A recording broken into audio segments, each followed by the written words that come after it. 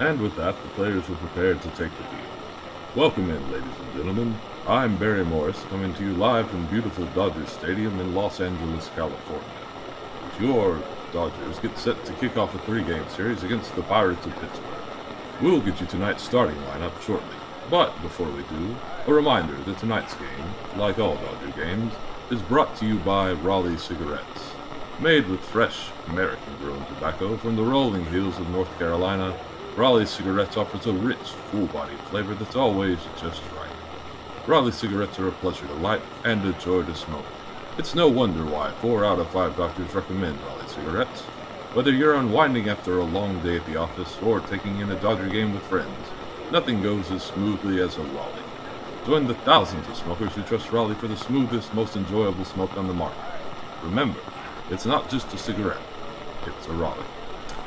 Now, the final preparations have been completed, the infilled dirt has been smoothed, the grass watered, and the white chalk for the foul lines has been laid, and here come your Los Angeles Dodgers.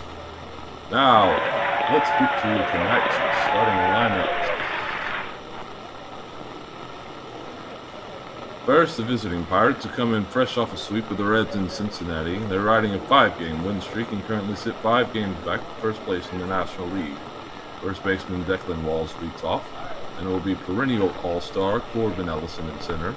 Chance Hartman, the right fielder, will hit third, followed by the left fielder Leonidas Flores batting cleanup. Alex Rivera will be behind the plate. Solomon Holder, the third baseman, hits sixth. Fontaine Aaron, the second baseman, will bat seventh. And shortstop Johnny Moses will hit in the 8th slot.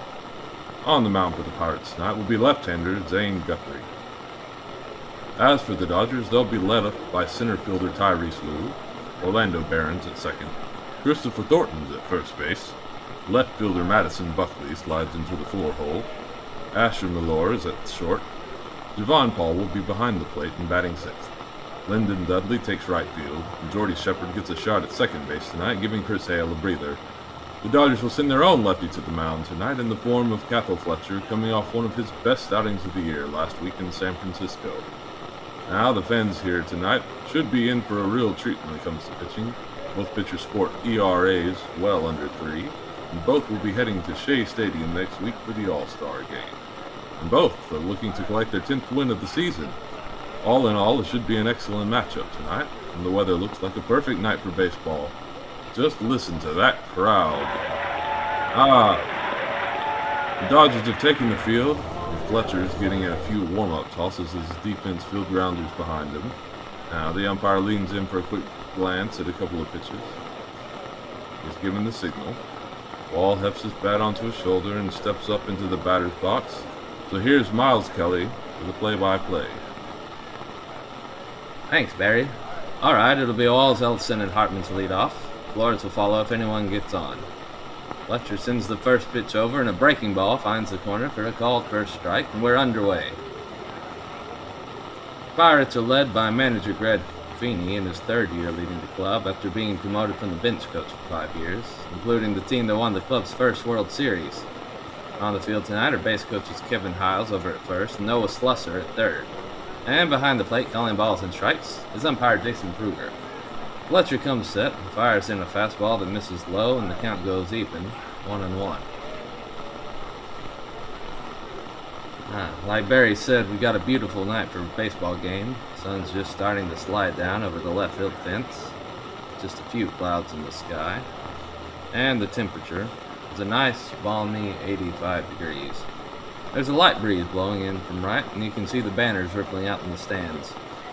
Here comes the 1-1, and Walls manages to foul it off. 1-2 the count now. Looks like Fletcher tried to get him to chase a slider there, but just got a bit too much of the plate, and Walls was able to get a bat on it. Fletcher comes set again, and the pitch. Curveball this time. Walls fouls that one off as well, so the count remains 1-2. Needless to say, Fletcher wants to avoid putting Walls on here. He currently leads the league in stolen bases with 25. He's dangerous once he's on. Now here comes the 1-2 pitch. Fastball. It's grounded weakly towards second. Jordy Shepard fields it easily. Tosses over to Thornton, and there's one away. So Shepard sees some action first thing in one of his rare starts. He gets the nod tonight over Chris Hale, who's admittedly in a little bit of a funk at the moment. Dodgers manager Charlie Campo hopes the night off can help him get his groove back. Of course, Hale should be available off the bench if he's needed. So, now with one away, center fielder Corbin Ellison steps in. Fletcher doesn't waste any time, takes steps onto the rubber. First pitch is another curveball, and it's over for a called strike. Pirates will lead off their order with a pair of southpaws. In fact, with Guthrie on the mound, they'll book in the lineup with lefties. Fletcher steps to the plate again. On another curveball. This one misses outside, and the count goes even at 1 apiece.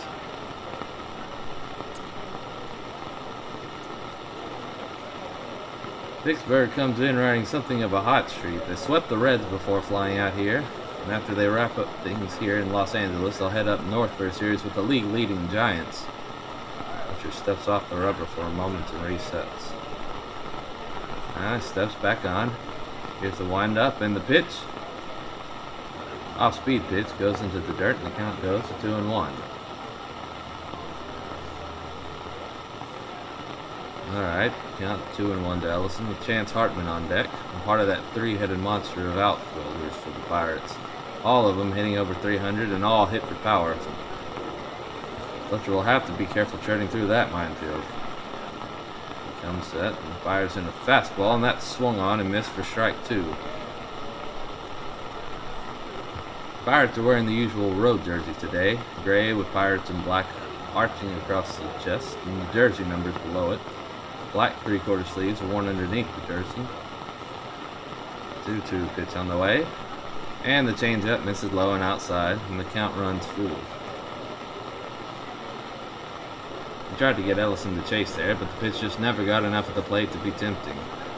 Now Ellison will step out of the box for a moment and adjust his sleeves. You can see the tattoo peeking out. That's from what I hear the mark of a curse put on him by a witch doctor back in his hometown. Grants him the power and speed he plays with for a time, but at some unknown date in the future, the bill on that curse will come due, and as Ellison tells it, he knows there will be hell to pay. Now, he steps back into the box. Fletcher toes the rubber. That's to deliver the payoff pitch, and the slider is fouled back and out of play, so we'll do it all over again. What that hell to pay might be is anyone's guess, though. Even Ellison himself doesn't seem to know. For now, though, Pirates simply hope Ellison's luck holds out, as he's currently batting .316 and headed to next week's All-Star game. Another payoff pitch, and this time it's a changeup that fouled off. Ellison making Fletcher work pretty hard early here in the game. Fletcher seems to be relying heavily on his off-speed pitches early, something he tends to do more against lefties.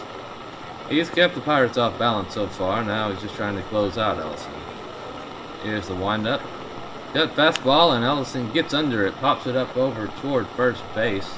Thornton drifts over near the foul line and makes a catch on the info grass just inside third territory, and there's 2 away.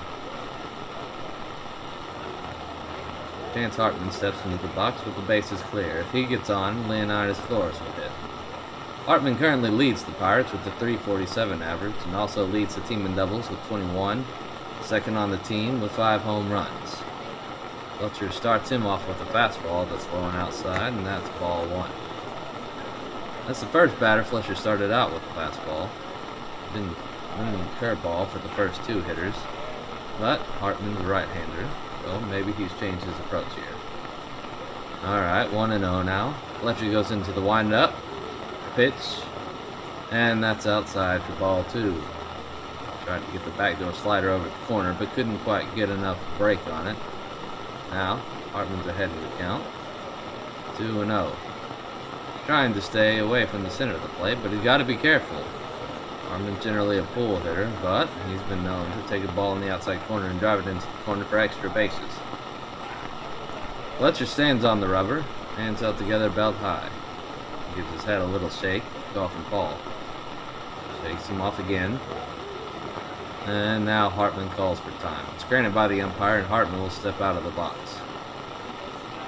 Sets his bat down on the ground, resting it against his leg, and takes a moment to adjust his batting gloves. But he's had some trouble keeping them on ever since his skin along the forearm and wrist started changing into dragon scales 2 seasons ago. Dutcher seemed to think this was a result of his encounter with the Lernian Hydra, but they haven't been able to reverse the process. Though they have been able to at least keep him from spreading, and it hasn't affected his numbers at the plate, or at least not noticeably. Alright, Hartman has the glove back on, bat back in his hands as he steps into the box again. Fletcher and Paul now on the same page. Here's the pitch, and he misses again. Change up this time. Once again, the pitch is low and away, and Hartman laid off.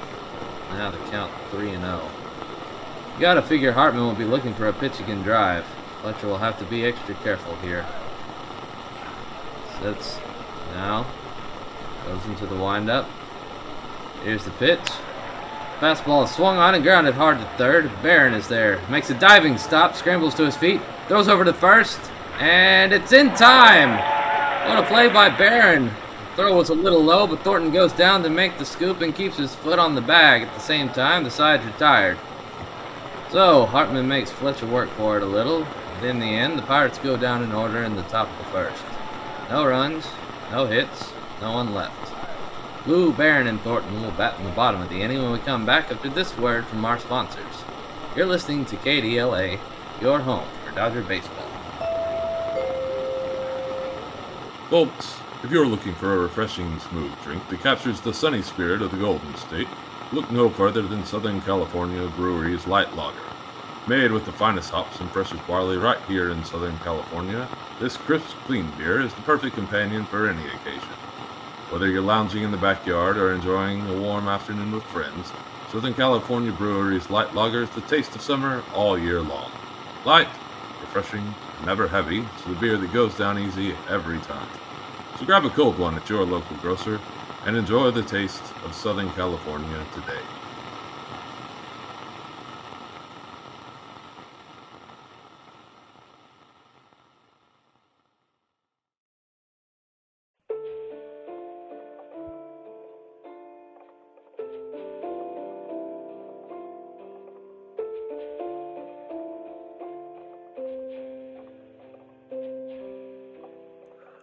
Nine Innings in Los Angeles is written, performed, directed, and produced by Brandon Connor. Sound design by Brandon Connor. Audio effects and music provided via Creative Commons. All characters appearing in this work are fictitious. Any resemblance to real persons, living or dead, is purely coincidental. You can follow the show on X, formerly Twitter, at 9inningsinLA, all one word. If you like the show, please like, share, and subscribe, or leave us a review. Thanks for listening, and until next time.